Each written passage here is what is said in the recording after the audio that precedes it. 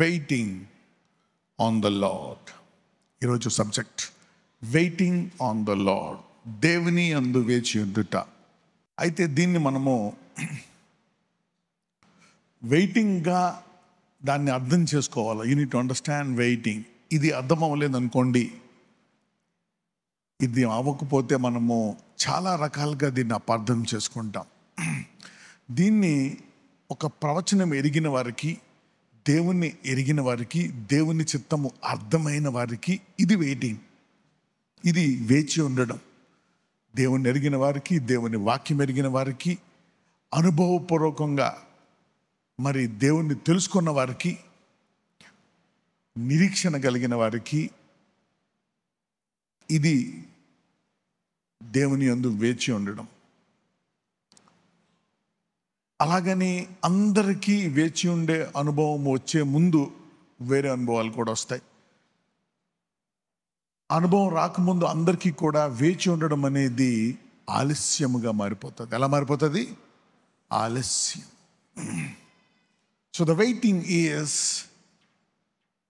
sometimes a delay, and delay is torture. ఆలస్యం అంటే ఏంటంటే అది ఒక రకంగా బాధాకరమైంది. ఆలస్యం అనేది అనేకమైనటువంటి వర్తమానాలు మనకిస్తుంది. ఒక్కొక్కసారి అది వేచి ఉండడం అని అనుకోకుండా ఆలస్యం అనుకున్నారు అనుకోండి, ఆలస్యం ఏం చేస్తుందంటే delay can make you disobedient. ఆలస్యము మనల్ని అవిధేయులుగా చేసేస్తుంది. Delay can make us disobedient. Delay can make us feel rejected. ఆలస్యం అనేది మనము తిరస్కరించబడ్డామేమో అనే అనుభవం వస్తుంది. Delay will make you feel rejected. అంటే ఏమని అనిపిస్తుంది అంటే, ఒకవేళ దేవుడు నన్ను విడిచిపెట్టేశాడేమో. Did God leave us or forsake us? Delay will make us feel that we are out of the plan of God. Out of the plan of God. ఆలస్యం అనేది మనల్ని అవిధేయులుగా చేస్తుంది. ఆలస్యం అనేది మనము తిరస్కరించబడ్డావేమో అని అనుకుంటాం. ఆలస్యం అనేది ఏం చేస్తుందంటే, ఒకవేళ మనము దేవుని ప్రణాళికలో లేవేమో అన్నట్టు వస్తుంది. ఇంకా ఆలస్యం మనకి అనుభవిస్తామంటే దట్ వీఆర్ నాట్ వర్ది. మనము ఇక అర్హులము కాదేమో. మేబీ వీఆర్ అన్వర్ది, అనర్హులమేమో అన్నట్టు మనకి వస్తుంది.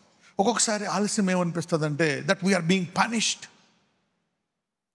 దేవుడు శిక్షిస్తున్నాడేమో అన్నట్టు ఉంటుంది ఆలస్యం. Number 6, delay will give us a signal that God stopped working. దేవుడు పనిచేయడం మానేసాడేమో మన జీవితంలో, ఇక దేవుడు పని చేయట్లేదేమో అన్నట్టు మనకి అనుభవం వస్తుంది. That God stop working.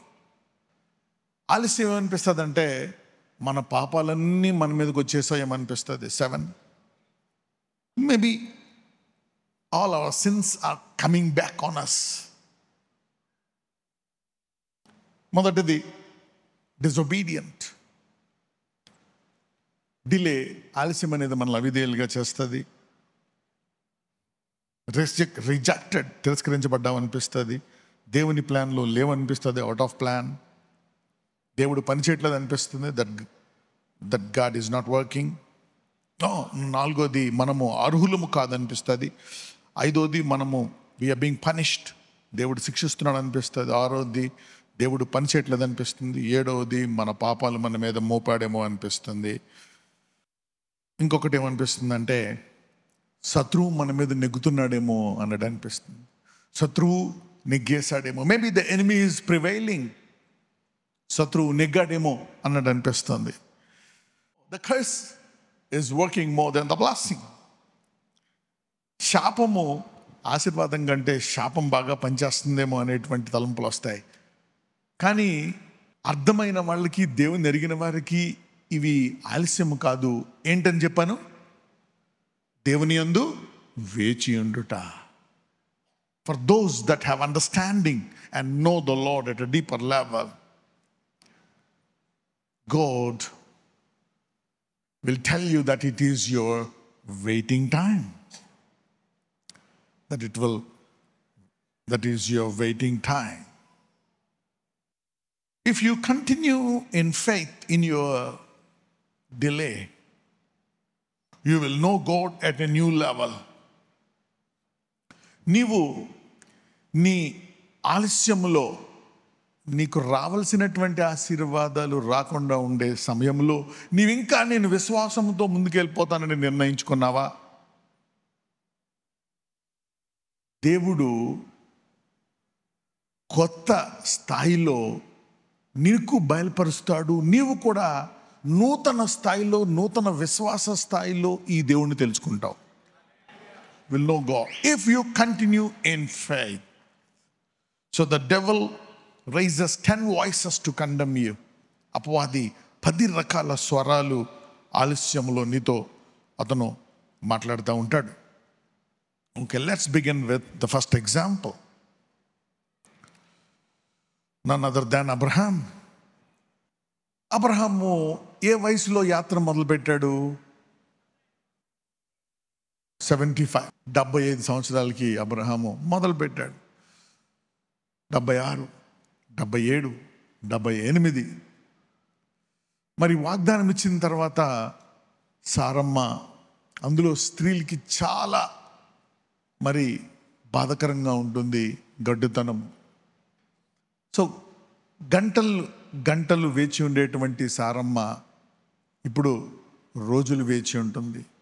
రోజు రేపు ఎల్లుండ ఇస్తాడు అనేటువంటిది వారాలు అయిపోయింది, వారాలు నెలలు అయిపోయింది, నెలలు సంవత్సరాలు అయిపోయింది, 10 ఏళ్ళు ఆలస్యం అయిపోయింది. ఎన్ని సంవత్సరాలు అంటే అబ్రహాంకి ఎంత వచ్చింది వయసు? ఇంకా ఆలస్యం తట్టుకోలేకపోయింది. ఇక ఇవన్నీ ఇందాక చెప్పాను కదా, ఈ పాయింట్స్ అన్ని మైండ్లో వెళ్ళాయి. దేవుడు ఇది ఇస్తున్నాడు కానీ ఇది ఇవ్వట్లేదేమో. అది ఇచ్చాడు, కొంతమందికి భార్య పిల్లల్ని ఇచ్చాడు, ఆనందం లేదు.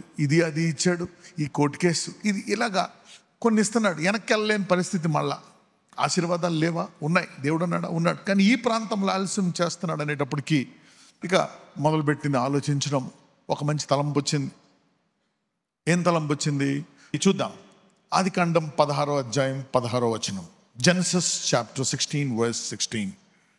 హాగరు అబ్రామునకు ఇష్మాయేలును కనినప్పుడు అబ్రాము 86 ఏండ్లవాడు. అంటే 85 ఏళ్ళకి 10 సంవత్సరాల ఆలస్యాన్ని తట్టుకోలేకపోయింది. ఏం జరిగింది? అదే అధ్యాయంలో మొదటి 4 వచనాలు. ఆదికాండం 16 మొదటి 4 వచనాలు. అబ్రాము భార్య అయిన సారయి అతనికి పిల్లలు కనలేదు. ఆమెకు హాగరును ఐగుప్తీయురాలైన దాసి ఉండెను. కాగా సారయి, ఇదిగో నేను పిల్లలు కనకుండా యెహోవా చేసి ఉన్నాడు, నీవు దయచేసి. మైండ్లో ఏమైపోయింది? సారాయి, ఇదిగో నేను పిల్లలు కనకుండా ఏమైందంట? అవిశ్వాసంలో నడుస్తుందా? విశ్వాసంలో నడుస్తుందా? విశ్వాసంలోనే నడుస్తుంది. She is walking by faith. నమ్ముతుందా? నమ్మట్లేదా? కుటుంబం అంతా పొద్దున్న లేచి ఉదయం ఆరాధన చేసిందా లేదా? ఉదయం వాక్యం చదివిందా లేదా?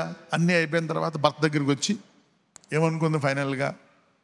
ఇదిగో పిల్లలు కనకుండా యెహోవా చేసి ఉన్నాడు. పోయి ఈమె ఎలా ముగించింది తన జీవితాన్ని? బలహీనతతో ముగించిందా? బలంగా ముగించిందా?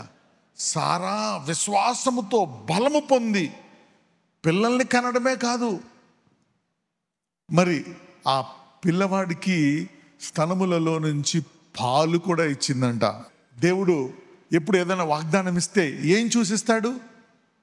నీకు వాగ్దానం ఇచ్చే ముందు ఏం చేసిస్తాడు? వాగ్దానము ముగించి అప్పుడు నీకు ఇస్తాడు. If God gives you a promise, he finishes it and then he gives. దేవుడు ఏదైనా నీకు ఇస్తున్నప్పుడు హీ ఫినిషెస్ ఇట్. ఆది నుంచి, అందుకే ఆయన పేరు ఆల్ఫా ఒమేగా, ఆది అంతము, మొదటివాడు కడపటివాడు. If God begins something, he finished it and he began.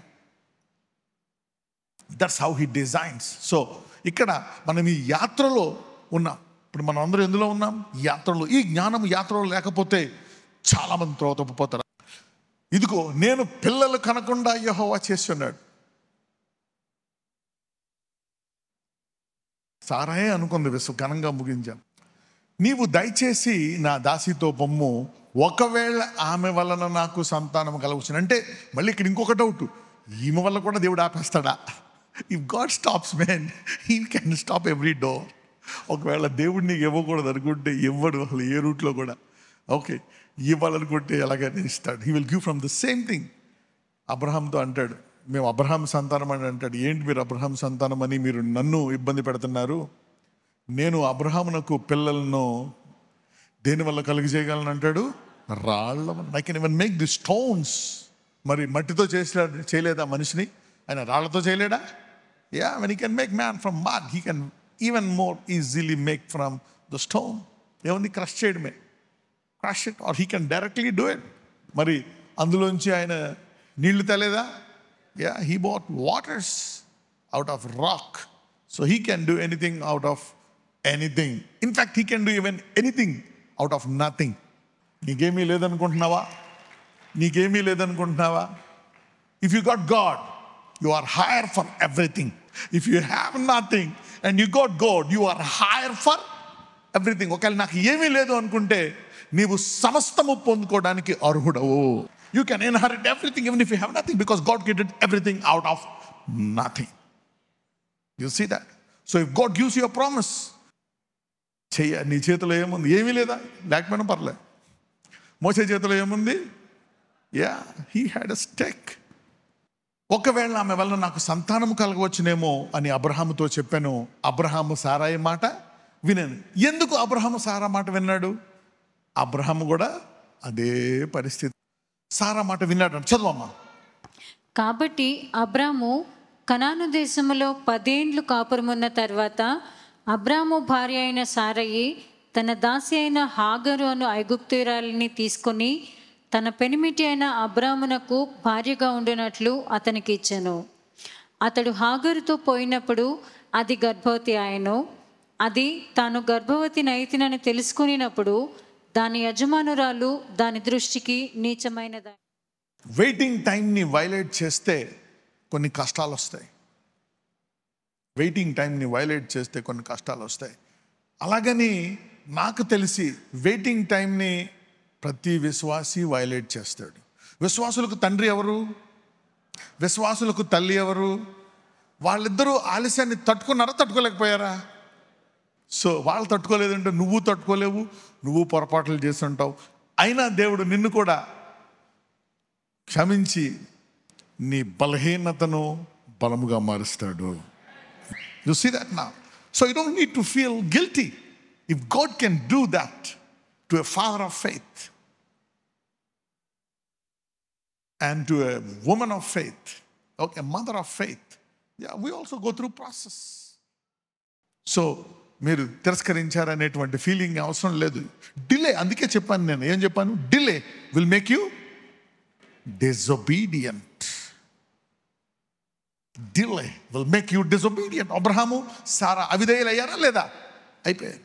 Delay, ఎందుకంటే వాళ్ళు వేచి ఉండడంగా చూసారా, ఆలస్యంగా చూసారా దాన్ని? Delay will speak volumes. చెప్పాను కదా, దేవుడు ఇవ్వట్లేదు, దేవుడు పని చేయట్లేదు, దేవుడు నాకు సంతులు ఇవ్వట్లేదు, నాకు పెళ్లి చేయట్లేదు, నాకు ఉద్యోగం ఇవ్వట్లేదు. God is not doing this. దేవుడు ఎత్తి చేసుకున్నాడు. అబ్రహామునికి ముందు నుంచి కూడా అసహనం ఉంది కొంచెం అబ్రహాంకి. లెట్ us see 15:2-6 వరకు చదువుదాం ఆదికాండం. అందుకు అబ్రాము, ప్రభు అయిన యెహోవా నాకేమి ఇచ్చిననేమి, నేను సంతానము లేనివాడినైపోవచ్చున్నానే. దమస్కు ఎలియజరే నా ఇంటి ఆస్తికర్తయగును కదా.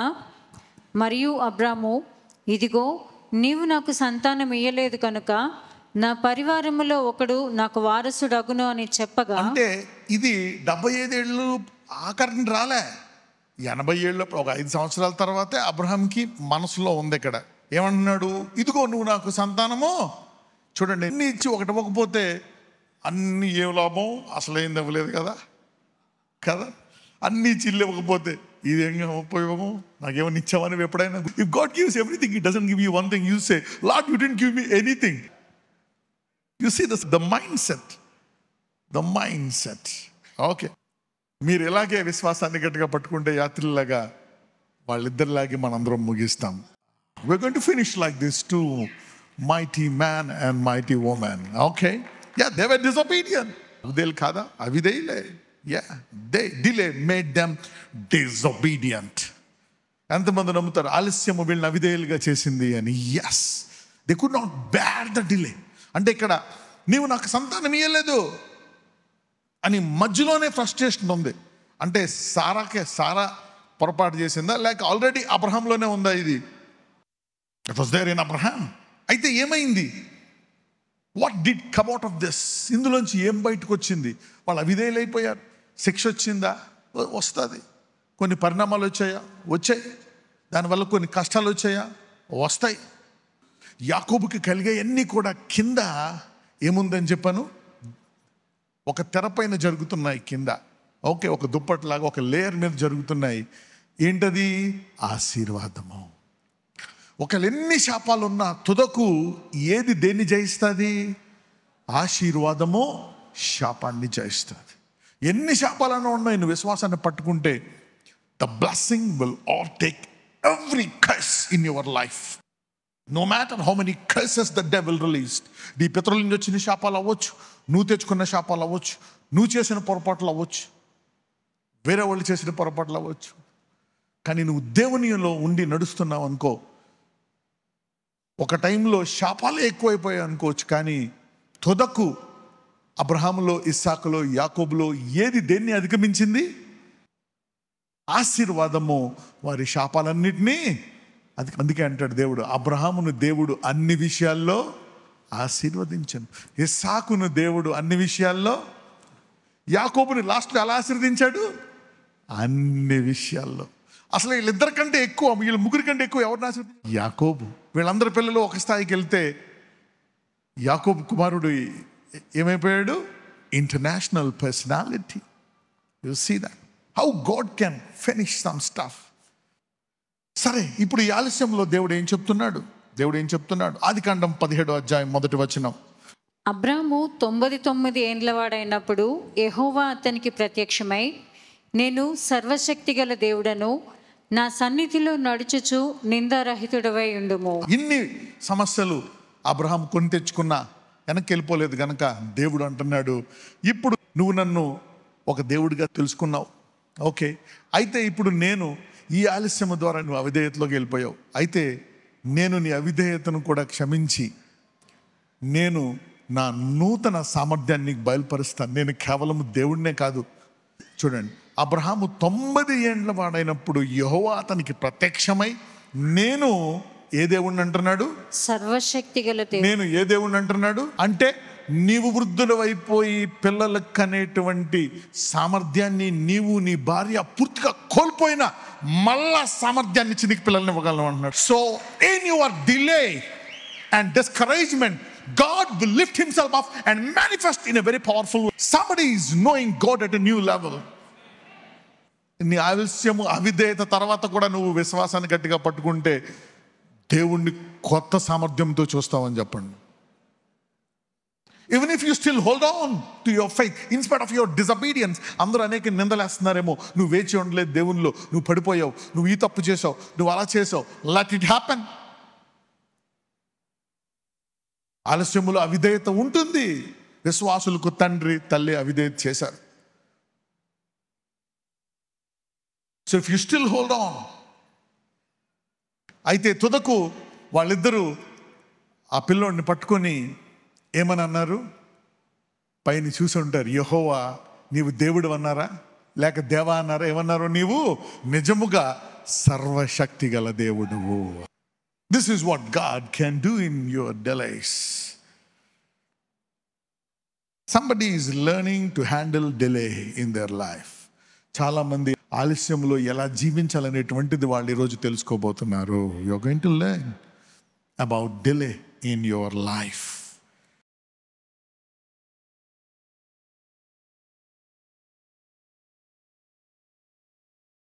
నజరేయుడైన యేసయ్య, యెహోవా రాఫా, నీ బిడ్డలను ముట్టి స్వస్థపరచండి.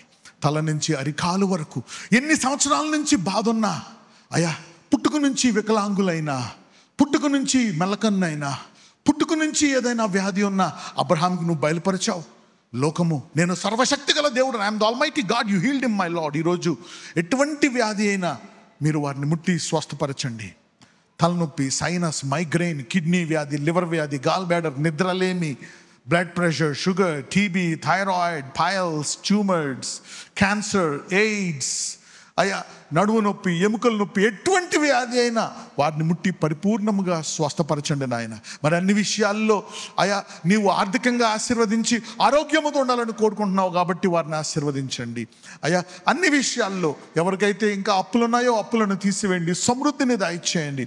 అబ్రహాము యొక్క ఆశీర్వాదం, ఎవరైతే ఇంకా శాపాలు మాలో ఉన్నాయో వారు విశ్వాసంలో ఉన్నారు కనుక అయ్యా నీ యొక్క ఆశీర్వాదము ఆ శాపాన్ని సంపూర్ణముగా అధిగమించే కృప వారికి దయచేయమని నజరేయుడైన యేసుని ప్రార్థిస్తున్నాము తండ్రి.